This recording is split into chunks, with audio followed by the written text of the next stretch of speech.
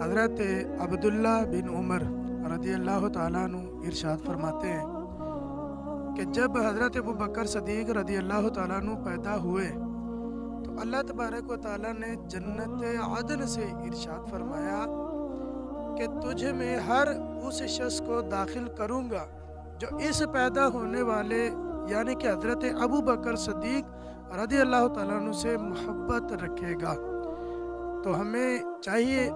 ہم حضرت ابو بکر صدیق پہلے خلیفہ میرے آقا علیہ الصلوۃ والسلام کے اور بعد الانبیاء دنیا میں افضل ترین انسان ہیں، ہمیں ان سے محبت رکھنی چاہیے، اور بڑی ہی محبت والی شخصیت ہیں حضرت سیدنا ابو بکر صدیق رضی اللہ تعالیٰ عنہ۔ آپ سے محبت کرنے کے اور بھی بڑے بے شمار فضائل ہیں، چونکہ اس تھوڑی سی ویڈیو کے اندر پیغام اتنا ہی دینا چاہوں گا۔ حضرت ابو بکر صدیق رضی